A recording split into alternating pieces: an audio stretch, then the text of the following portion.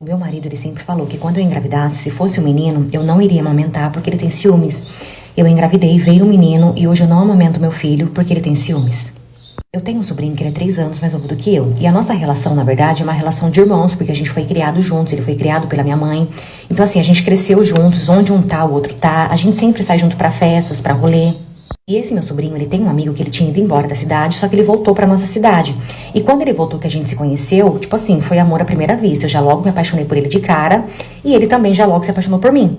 Até que ele pediu pra ficar comigo, ele pediu permissão até pro meu sobrinho, e desde então a gente nunca mais se separou. Tipo assim, gente, pense num amor louco.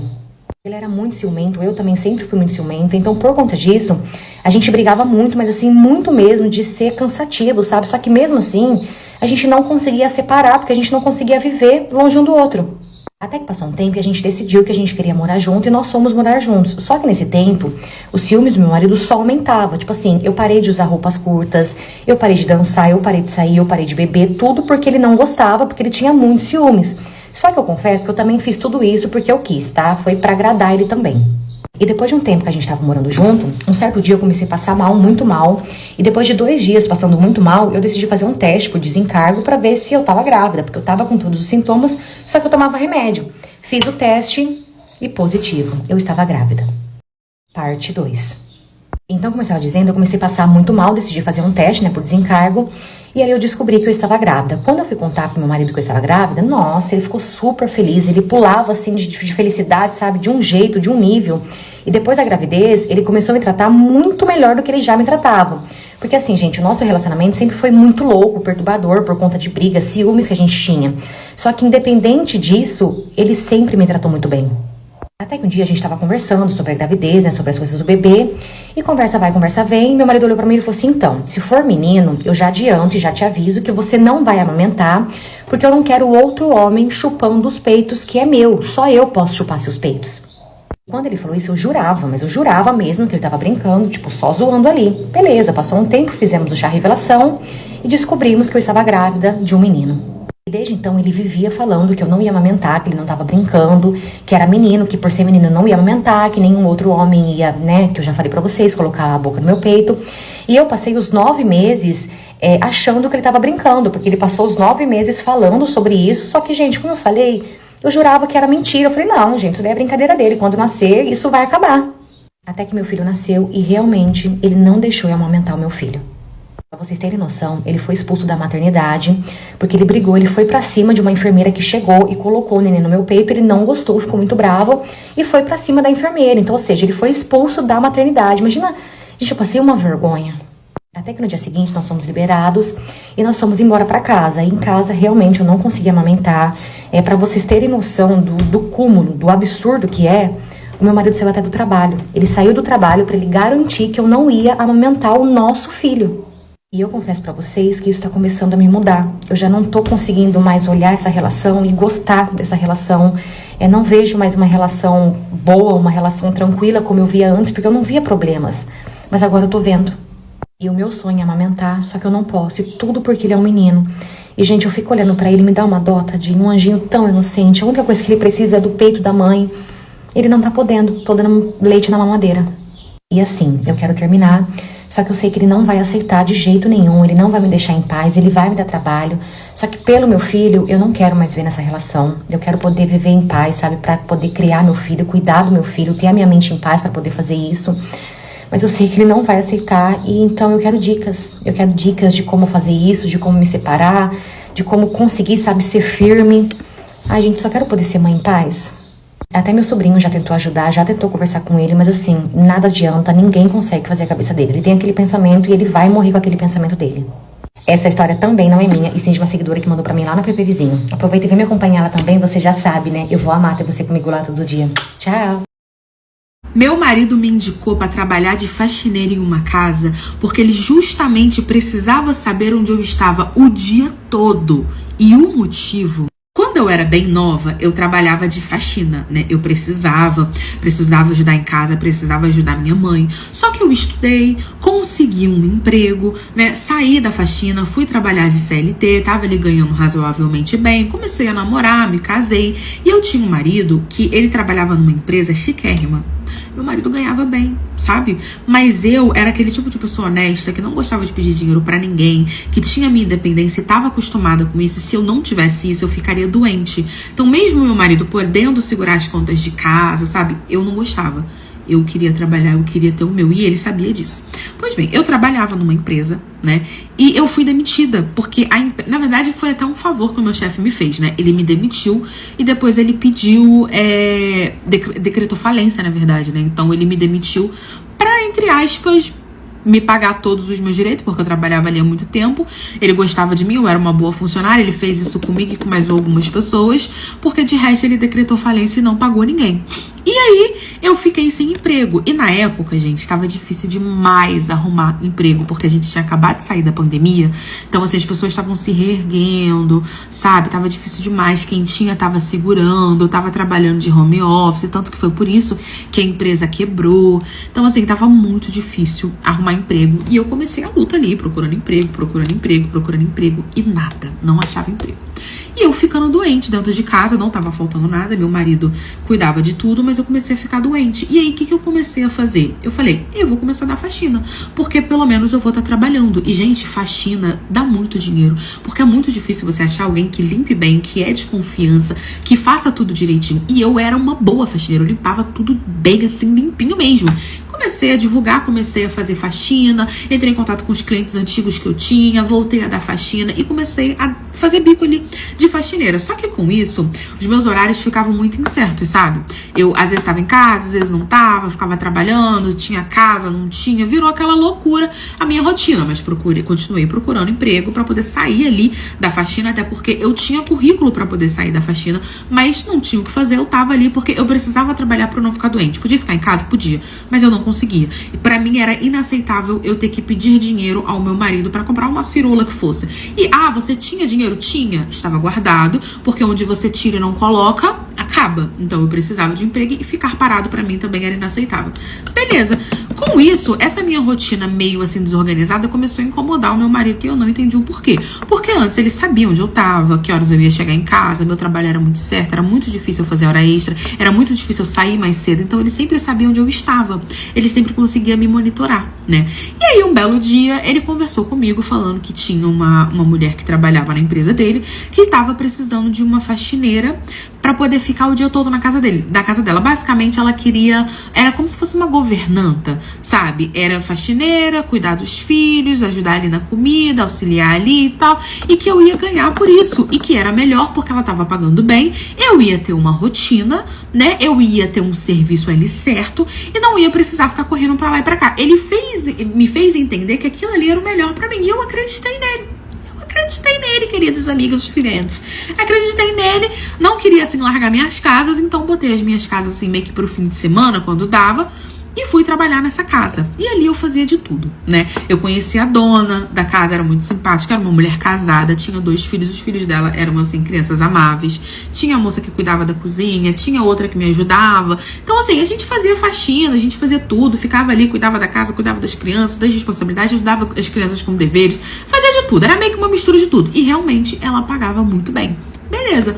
Até que um belo dia, já tinha mais ou menos uns 2 meses que eu tava trabalhando lá, quando a dona da casa chegou pra mim chorando muito assim, e pediu pra conversar comigo, porque nesses 2 meses a gente tinha se aproximado, sabe? Às vezes que ela tava em casa, eu sempre ajudava, ela conversava comigo, e ela acabou que gostou de mim. Ela começou a gostar de mim, se apegar a mim. E aí ela pediu pra conversar comigo. Na época eu achei até que ela ia me demitir e tal. A gente foi pro escritório dela e ali ela começou a falar e começou a me pedir perdão, principalmente. Ela falou, olha, me perdoa. O que eu vou te falar aqui, eu sei que a gente vai perder você como funcionária. Eu não sei o que falar, eu não sei o que fazer, mas eu preciso te contar porque eu não tô aguentando de culpa, né? Eu não tô conseguindo viver com essa culpa. Eu já terminei com ele, mas eu preciso te contar. Quando ela falou, eu já terminei com ele, aí eu já olhei e já entendi que era alguma coisa relacionada ao meu Jurandir. E ela falou, olha, eu sou amante do seu marido. Já tem umas mais ou menos 3 anos, nós trabalhamos juntos. Ele colocou você aqui pra trabalhar comigo porque ele precisava saber onde você tava e ele não viu solução nenhuma de você arrumar um emprego onde você tivesse uma rotina e de que ele saberia que você tava ali naquele emprego, né, naquele horário, que aquele era o seu horário de trabalho, porque na maioria das vezes ele tava comigo. A gente ia pra motel, às vezes eu ia pra sua casa, né, eu não conhecia você. Então, assim, eu sou uma mulher casada, você sabe, meu marido sabe que eu traio ele realmente não se importa. Ele também tem vários amantes, nós temos muito dinheiro, então isso aqui, essa fidelidade que vocês têm, vocês pobres, falou, vocês pobres têm, aqui não entra. Então, assim, ele sabe que eu tenho os meus amantes, você, se quiser pode contar pra ele, mas sinceramente não vai fazer diferença. Mas eu queria te contar, porque ele trai você comigo já tem um tempo, e foi justamente por isso que ele colocou você aqui, porque ele queria que você tivesse uma rotina, porque ele sabia que nos momentos que você tivesse comigo, nos momentos que ele tivesse comigo, você estaria na minha casa, porque eu não teria se você saísse mais cedo, eu que tinha que te liberar, se você chegasse mais tarde, eu que tinha que te liberar. Então eu era sua patroa e era amante dele, ele juntou o útil ao agradável. Você estava trabalhando aqui e com isso ele conseguia te monitorar e saber exatamente onde você estava, e com isso você não queria pegar traição. Mas eu vi que você é uma ótima profissional, uma ótima pessoa, a forma que você trata os meus filhos, eu não aguentei de culpa, terminei com ele, até porque ele não significa nada pra mim, porque igual ele eu tenho vários. Então eu queria contar pra você. Eu fiquei em choque, olhando pra cara dela assim, desacreditada. Queria plantar a mão na cara dela, queria, mas eu não era assim. Eu agradeci, virei as minhas costas, pedi minha demissão. Obviamente ela me pagou o meu tempo e fui embora, né? Ela me deu até um dinheiro a mais pelo chifre, obrigada. Fui embora. Cheguei em casa, só falei pra ele que eu já sabia de tudo, que eu não queria discutir, que eu tava exausta, tava psicologicamente abalada, cansada, por causa das crianças que eu já tinha me apegado, as pessoas daquela casa já tinham me apegado. Voltei pra casa da minha mãe, voltei a dar as minhas faxinas. Hoje em dia, graças a Deus, eu consegui arrumar um emprego e dou faxina. Mas assim, ele tentou voltar comigo de todas as formas possíveis, eu não quis. Ele foi demitido, né, que ela demitiu ele, porque pra ele, ela e ele era nada. E hoje em dia quem tá passando dificuldade é ele. A vez que a mulher simplesmente disse que ia bater na minha cara no meio do metrô, eu voltando do trabalho em período de carnaval. E o pior foi o motivo. Essa história é minha, eu vou contar ela pra vocês, que eu tenho um ranço de lembrar dessa história. Vocês têm noção o que é trabalhar em uma farmácia no meio de Ipanema em período de carnaval? Gente, eu tenho ranço de carnaval até hoje por causa disso, pelos traumas que eu passei naquela época. Pois bem, eu, né, a querida aqui que vos fala, trabalhava numa farmácia. Nesse dia, período de carnaval, a galera faltava muito e eu era muito amiga da gerente, sou na verdade, ficava com pena dela. Então eu pegava no trabalho 7 horas da manhã e saía 11 horas da noite. Eu chegava em casa 1 hora da manhã pra no dia seguinte estar lá 7 horas da manhã de novo, pra vocês terem uma ideia.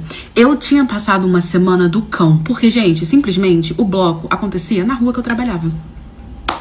Era o puro suco do inferno, entendeu? Já tinham vomitado na farmácia pra eu limpar. Já tinham cagado no chão porque não deixamos ir ao banheiro e jogado na gente. Já tinham mijado no chão da academia, no chão da farmácia, porque não deixamos ir no estoque fazer, né, as suas necessidades. Porque o que acontecia? Era a regra da empresa.